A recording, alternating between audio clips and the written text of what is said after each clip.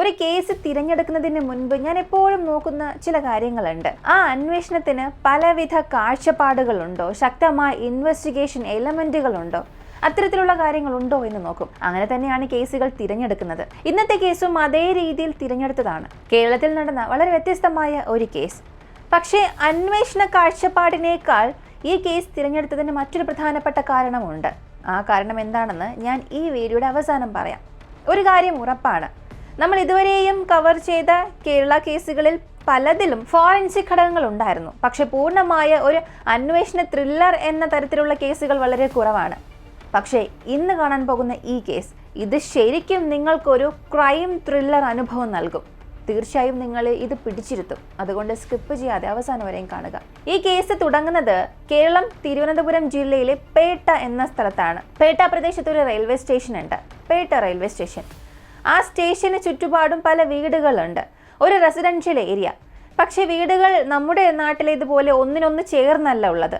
ഇടയ്ക്കിടെ വീടുകൾ, ചെറിയ ചെറിയ കടകൾ, അങ്ങനെ കലർന്ന ഒരു പ്രദേശം. റെയിൽവേ സ്റ്റേഷന് പിന്നിലായി 4-5 വീടുകൾ, അതിന് സമീപമായി ഒരു സ്ക്രാപ്പ് കട, അതിനടുത്തായി ഒരു സെറോക്സ് കട.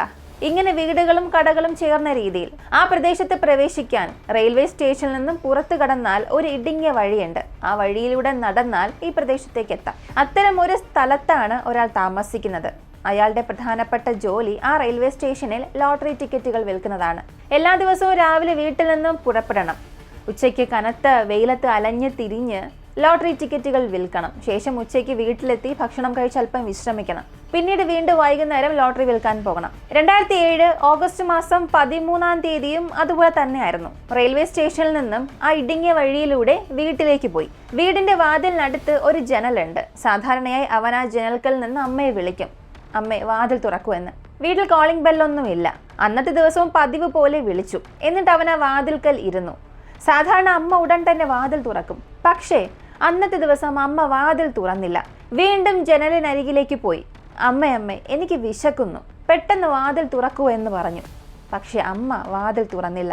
ഒന്നും മനസ്സിലാകാതെ അവൻ ആശയക്കുഴപ്പത്തിലായി. അമ്മ എവിടെയെങ്കിലും പോയിരിക്കാമെന്ന് ആദ്യം കരുതി. പക്ഷെ വീടിന്റെ മുൻവാതിൽ അകത്തു നിന്നും പൂട്ടിയ നിലയിലാണ്. ഇത് കണ്ടപ്പോൾ അവന് സംശയം തോന്നി. ഈ സമയത്ത് അങ്ങനെ അമ്മ എവിടെയും പോകാറില്ലല്ലോ എന്ന് കരുതി അവൻ തന്റെ വീടിന്റെ പിൻവശത്തേക്ക് പോയി. അവിടെ ഒരു വാതിലുണ്ട്, അതല്പം തുറന്ന നിലയിലായിരുന്നു. അമ്മ പിന്നിലൂടെ പോയിട്ടുണ്ടാകാം, കടയിലേക്കോ മറ്റെവിടെയെങ്കിലും പോയിട്ടുണ്ടാകാം. ഉടൻ തിരിച്ചു വരുമെന്ന് കരുതി അവൻ വീടിനുള്ളിലേക്ക് കയറി. അവൻ അകത്ത് കയറുമ്പോൾ ഒരു മകൻ ഒരിക്കലും കാണാൻ പാടില്ലാത്തൊരു ദൃശ്യം കണ്ടു. 65 വയസ്സുള്ള അവന്റെ അമ്മ രക്തം വാർന്ന് കിടക്കുകയാണ്. ഹാളിലാണ് അവർ കിടന്നിരുന്നത്.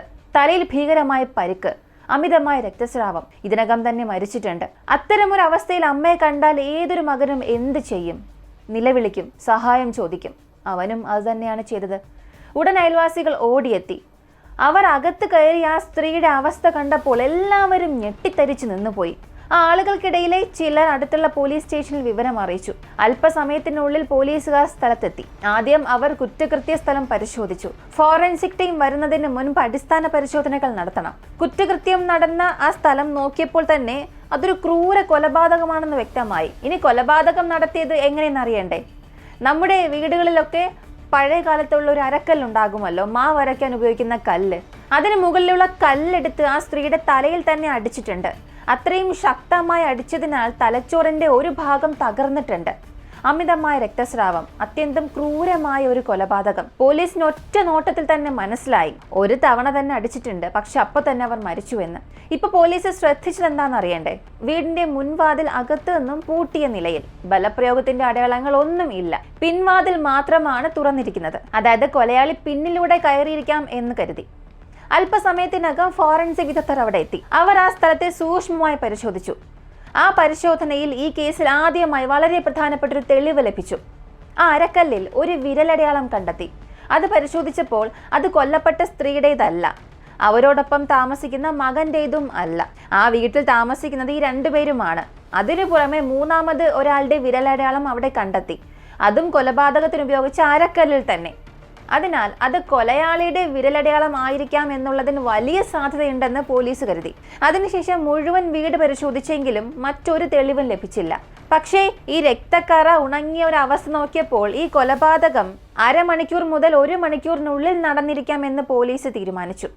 അങ്ങനെയാണെങ്കിൽ നായയെ കൊണ്ടുവന്ന് പരിശോധിച്ചാൽ കൊലയാളിയിലേക്ക് എത്താനാകുമെന്ന് കരുതി അവർ ഉടൻ തന്നെ നായയെ വിളിച്ചു. നായ ആദ്യം അരക്കല്ലിൽ നിന്ന് വാസന പിടിച്ചെടുത്തു. പിന്നീട് അത് വീടിന്റെ പിൻവശത്തേക്ക് പോയി. പിന്നെ ആ ഇടുങ്ങിയ വഴിയിലൂടെ ഓടി നേരെ റെയിൽവേ സ്റ്റേഷനിലേക്കാണ് പോയത്. പോലീസ് ഓഫീസർ അതിന്റെ പിന്നാലെ ഓടിക്കൊണ്ടിരുന്നു. റെയിൽവേ സ്റ്റേഷനിൽ ഒരു ബെഞ്ച് ഉണ്ട്. നായ ആ ബെഞ്ചിന് സമീപം പോയി അതീവ ആകുലതയോടെ മണത്താൻ തുടങ്ങി. പോലീസും ആ ഭാഗം മുഴുവനും പരിശോധിച്ചു. പക്ഷെ അവിടെയെങ്ങും ആരും ഉണ്ടായിരുന്നില്ല. അപ്പോൾ ആ ബെഞ്ചിൽ നിന്നും നായ വീണ്ടും ഭ്രാന്തനെ പോലെ ഓടാൻ തുടങ്ങി. റെയിൽവേ സ്റ്റേഷൻ അടുത്ത് ഒരു ഓവർ ബ്രിഡ്ജ് ഉണ്ട്. നായ അതിലൂടെ മേലോട്ട് കയറി റെയിൽ പാളം നോക്കി ഉച്ചത്തിൽ കുരയ്ക്കാൻ തുടങ്ങി. നായ ഒരു പ്രത്യേക റെയിൽ പാളം നോക്കിയാണ് കുരയ്ക്കുന്നത്. ഇത് പോലീസ് ശ്രദ്ധിച്ചു. അതിനർത്ഥം എന്താകാം? ഇവിടെ നിന്ന് ഓവർ ബ്രിഡ്ജ് വഴി താഴേക്ക് ഇറങ്ങി ആ റെയിൽ പാളത്തിലേക്കായിരിക്കാം കൊലയാളി പോയത്. ആ പാളത്തിലൂടെ പോകുന്ന ട്രെയിനുകൾ എവിടേക്കാണ് പോകുന്നത് എന്ന് നോക്കണം. തിരുവനന്തപുരത്തു നിന്നും കൊല്ലം ഭാഗത്തേക്ക് പോകുന്ന എല്ലാ ട്രെയിനുകളും ഈ പാളത്തിലൂടെയാണ് പോകുന്നത്. അതായത് ഈ കൊലയാളി വയോധികയെ കൊന്നിട്ട് ട്രെയിനിൽ കയറി രക്ഷപ്പെട്ടിരിക്കാമെന്ന് പോലീസ് സംശയിച്ചു. ഇങ്ങനെ നായയെ ഉപയോഗിച്ച് പോലീസ് സൂചനകൾ തേടിക്കൊണ്ടിരിക്കുന്നു. ഇതിനിടെ ഈ കൊല്ലപ്പെട്ട സ്ത്രീയുടെ മകൻ, ആ ലോട്ടറി ടിക്കറ്റ് വിൽക്കുന്ന വ്യക്തി, പോലീസിനോട് പറഞ്ഞു, സാർ, അമ്മയുടെ കഴുത്തിൽ ഒരു സ്വർണ്ണമാലയുണ്ടായിരുന്നു, കയ്യിൽ വളകളുണ്ടായിരുന്നു, ഇപ്പോൾ ഒന്നും കാണുന്നില്ല സാർ. ഇതാണ് മകൻ നൽകിയ വിവരം. ഇതോടെ പോലീസിന് ഈ ഒരു കൊലപാതകത്തിന്റെ ഉദ്ദേശം ഏകദേശം മനസ്സിലായി. ഇത് മോഷണത്തിന് വേണ്ടി നടത്തിയ കൊലപാതകമായിരിക്കാം. വീട്ടിൽ ഒറ്റയ്ക്ക് താമസിക്കുന്ന ഒരു വയോധിക, അത് അറിയുന്ന ഒരാൾ വീട്ടിൽ കയറി അവളെ കൊന്ന് ആഭരണങ്ങൾ കവർന്നിരിക്കാം. അതായത് ഈ കൊലപാതകത്തിന്റെ മോട്ടീവ് പോലീസ് കണ്ടെത്തി. പകൽ വെളിച്ചത്തിൽ വീട്ടിൽ ഒറ്റയ്ക്കായിരുന്ന 65 വയസ്സുള്ള സ്ത്രീ കൊല്ലപ്പെട്ടു. കൊലയാളി ആരാണ്? പോലീസ് അവനെ പിടിച്ചോ ഇല്ലയോ? കേരളത്തിൽ സംഭവിച്ച ഒരുപാട് ആശയക്കുഴപ്പങ്ങളും ട്വിസ്റ്റ് ആൻഡ് ടേൺസ് നിറഞ്ഞ വളരെ വ്യത്യസ്തമായ ഒരു കേസിനെ കുറിച്ചാണ് നമ്മൾ ഇന്ന് അറിയാൻ പോകുന്നത്. ഒരു അന്വേഷണം എങ്ങനെ നടത്തണം എന്നുള്ളതിന്റെ മികച്ച ഉദാഹരണമാണ് ഈ ഒരു കേസ്. ഒരു മികച്ച ടെംപ്ലേറ്റ് എന്ന് വേണമെങ്കിൽ വിളിക്കാം. ഈ സ്ത്രീയെ കൊന്നത് ആരാണ് എന്ന് അറിയുന്നതിന് മുൻപ് നമ്മുടെ വീഡിയോസൊക്കെ നിങ്ങൾക്ക് ഇഷ്ടപ്പെടുകയാണെങ്കിൽ നിങ്ങളുടെ സമയം 2 സെക്കൻഡ് എനിക്ക് വേണ്ടി മാറ്റിവെച്ച് ഈ വീഡിയോയ്ക്ക് ഒരു ലൈക്ക് തരിക, കമന്റ് ചെയ്യുക. ഇതുവരെയും ചാനൽ സബ്സ്ക്രൈബ് ചെയ്തിട്ടില്ലാത്തവർ സബ്സ്ക്രൈബ് ചെയ്ത് സപ്പോർട്ട് ചെയ്യാനും മറക്കണ്ട. വീഡിയോസൊക്കെ ആവേശത്തോടെ കാണുമ്പോൾ പലരും ലൈക്കും സബ്സ്ക്രൈബും ചെയ്യാൻ മറക്കാറുണ്ട്. അതുകൊണ്ട് 2 സെക്കൻഡ് എനിക്ക് വേണ്ടി മാറ്റിവെച്ച് ലൈക്കും സബ്സ്ക്രൈബും ചെയ്യാൻ ആരും മടിക്കണ്ട.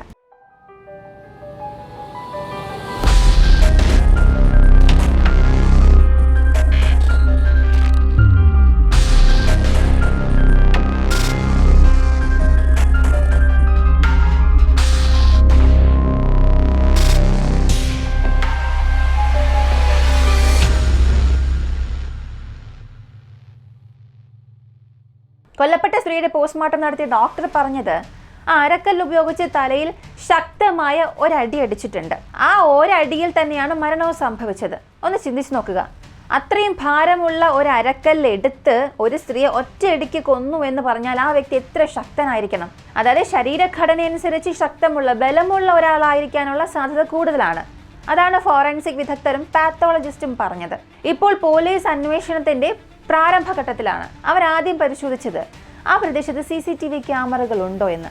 പക്ഷെ ദൗർഭാഗ്യവശാൽ ഈ കുറ്റകൃത്യം നടന്നത് 2007 അന്ന് ഇന്നത്തെ പോലെ എല്ലായിടത്തും CCTV ക്യാമറകളൊന്നും ഉണ്ടായിരുന്നില്ല. റെയിൽവേ സ്റ്റേഷനിലും ക്യാമറകളില്ലായിരുന്നു. അതുകൊണ്ട് CCTV വഴി കൊലയാളിയെ ട്രാക്ക് ചെയ്യാൻ സാധിച്ചില്ല. ഇനി പോലീസിനുള്ള ഏക സാധ്യത തിരുവനന്തപുരം മുതൽ കൊല്ലം വരെ പോകുന്ന ഏതെങ്കിലും ട്രെയിനിലായിരിക്കണം ഇയാൾ രക്ഷപ്പെട്ടത്. നായ നൽകിയ റിപ്പോർട്ടും അങ്ങനെയാണ് സൂചിപ്പിക്കുന്നത്. അങ്ങനെയാണെങ്കിൽ ആ സമയം കൊല്ലം ഭാഗത്തേക്ക് പോയ ട്രെയിനിൽ യാത്ര ചെയ്തവരുടെ പട്ടിക എടുക്കണം. അതിലൂടെ അന്വേഷണം നടത്താം. പക്ഷെ അത് വളരെ സങ്കീർണമായ കാര്യമാണ്. ചിന്തിച്ചു നോക്കുക. എത്ര പേർ റിസർവേഷൻ ഇല്ലാതെ യാത്ര ചെയ്യുന്നു? ചിലർ ടിക്കറ്റ് ഇല്ലാതെ പോലും യാത്ര ചെയ്യുന്നു. ആരൊക്കെ ഏതൊക്കെ സ്റ്റേഷനിൽ ഇറങ്ങുന്നു എന്ന് പോലും വ്യക്തമല്ല. അതായത് ആ വഴി അന്വേഷണം നടത്തുന്നത് വളരെ ബുദ്ധിമുട്ടാണെന്ന് പോലീസ് മനസ്സിലായി. അപ്പോൾ അവർ ചിന്തിച്ചു, ട്രെയിൻ വഴി ഇയാളെ കണ്ടെത്താൻ കഴിയില്ല. ഇനി മറ്റൊരു മാർഗമുണ്ട്. ഒരു 65 വയസ്സുള്ള സ്ത്രീ വീട്ടിൽ ഒറ്റയ്ക്ക് താമസിക്കുന്നു എന്നുള്ള കാര്യം ഇയാൾക്കറിയാമായിരുന്നു. അവർ ആഭരണം ധരിച്ചിരുന്നു എന്നുള്ള കാര്യവും ഇയാൾക്കറിയാമായിരുന്നു. അപ്പോൾ ഇയാൾ ഈ പ്രദേശത്ത് കുറച്ച് ദിവസമെങ്കിലും ചുറ്റി നടന്ന് അവരെ നിരീക്ഷിച്ചിട്ടുണ്ടാകണം. അതിനാൽ ഈ പ്രദേശത്ത് ആരെങ്കിലും സംശയാസ്പദമായ ഒരാളെ കണ്ടിട്ടുണ്ടാകണം. അതുകൊണ്ട് പോലീസ് അവിടെ വീടുകളിൽ താമസിക്കുന്നവരോടും ഈ സ്ക്രാപ്പ് കട ഉടമയെയും സെറോക്സ് കട ഉടമയെയും ചോദ്യം ചെയ്തു. എത്ര പേരോട് ചോദിച്ചിട്ടും ഒരേ മറുപടിയാണ് കിട്ടിയത്. ഈ പ്രദേശത്ത് സംശയാസ്പദമായി തോന്നുന്ന പുതിയ ഒരാളെയും ഞങ്ങൾ കണ്ടിട്ടില്ല എന്ന്. അങ്ങനെ ആഴ്ചകൾ ഇങ്ങനെ കടന്നുപോയി. കേരള പോലീസിന് ഈ ഒരു കേസിനെ എങ്ങനെ മുന്നോട്ട് കൊണ്ടുപോകണം എന്ന് പോലും മനസ്സിലായില്ല. അങ്ങനെ പോകുമ്പോഴാണ് ഈ കേസിന് ആദ്യമായി ഒരു ബ്രേക്ക് ത്രൂ ലഭിക്കുന്നത്. സാധാരണ ഇത്തരത്തിൽ വീടിനുള്ളിൽ കുറ്റകൃത്യം നടന്നാൽ ആ വീട് ഉടൻ തന്നെ ക്രൈം സീനായി സീൽ ചെയ്യപ്പെടും. പോലീസ് തെളിവുകൾ ശേഖരിക്കും. ഒരു നിശ്ചിത കാലയളവിൽ ആ വീട് പോലീസിന്റെ നിയന്ത്രണത്തിലായിരിക്കും. എല്ലാ തെളിവുകളും ശേഖരിച്ചു എന്ന് ഉറപ്പായാൽ മാത്രമേ ആ വീട് ഉടമയ്ക്ക് തിരികെ കൊടുക്കുകയുള്ളൂ. ഇപ്പോൾ കൊല്ലപ്പെട്ട സ്ത്രീയുടെ മകൻ എന്തു ചെയ്തു എന്നറിയണ്ടേ? അമ്മ കൊല്ലപ്പെട്ടു. വീട് മുഴുവനും പോലീസിന്റെ നിയന്ത്രണത്തിൽ. അവൻ ബന്ധുവിന്റെ വീട്ടിൽ താമസിക്കുകയാണ്. പക്ഷെ അവന്റെ എല്ലാ വസ്ത്രങ്ങളും സാധനങ്ങളും ആ വീട്ടിലാണുള്ളത്. അവൻ പോലീസിനോട് അപേക്ഷിച്ചു, സർ, എൻ്റെ വസ്ത്രങ്ങളെല്ലാം ആ വീട്ടിലാണുള്ളത്, ദയവായി എനിക്ക് വീട് തിരികെ നൽകണമെന്ന്. പോലീസ് ഇപ്പോൾ ചിന്തിച്ചു, എല്ലാ തെളിവുകളും ശേഖരിച്ചല്ലോ, ഇനി വീട് ആവശ്യമില്ല. അങ്ങനെ അവർ വീട് അവന് തിരികെ നൽകി, താക്കോലും കൈമാറി. ഒന്ന് ചിന്തിച്ചു നോക്കുക, അയാൾ അമ്മയോടൊപ്പം എത്ര വർഷങ്ങളായി ആ വീട്ടിൽ താമസിക്കുന്നു. ആ വീടിനുള്ളിൽ അമ്മയുടെ മൃതദേഹം ആദ്യം കണ്ടത് അവനാണ്, അതും അതീവ ക്രൂരമായ അവസ്ഥയിൽ. ഇപ്പോൾ വീണ്ടും ആ വീട്ടിൽ കയറുമ്പോൾ എത്ര ഓർമ്മകൾ അവൻ്റെ മനസ്സിൽ വരും, എത്ര വികാരധീനനായി മാറും. അങ്ങനെ എല്ലാം നിയന്ത്രിച്ച് അവൻ ആ വീടിനുള്ളിലേക്ക് കയറി. വാതിൽ തുറന്ന ഉടൻ തന്നെ അമ്മയെ കണ്ടെത്തി ആ സ്ഥലം കണ്ണിൽ പെടുന്നു. സംഭവിച്ച കാര്യങ്ങളെല്ലാം വീണ്ടും ഓർമ്മയിൽ വരുന്നു. അവൻ വീണ്ടും വികാരധീനനാകുന്നു. അപ്പോൾ അവൻ തീരുമാനിച്ചു, ഇനി ഈ വീട്ടിൽ താമസിക്കാൻ കഴിയില്ല, വസ്ത്രങ്ങൾ എടുത്തിട്ട് നമുക്ക് പോകാം. അങ്ങനെ ഒരു അലമാരയിൽ നിന്നും വസ്ത്രങ്ങൾ എടുത്ത് പാക്ക് ചെയ്യാൻ തുടങ്ങി. ഓരോ പാൻറ്റും ഷർട്ടും എടുത്ത് സ്യൂട്ട് കേസിൽ വയ്ക്കുമ്പോൾ ഒരു പാൻറ് താഴെ വീണു.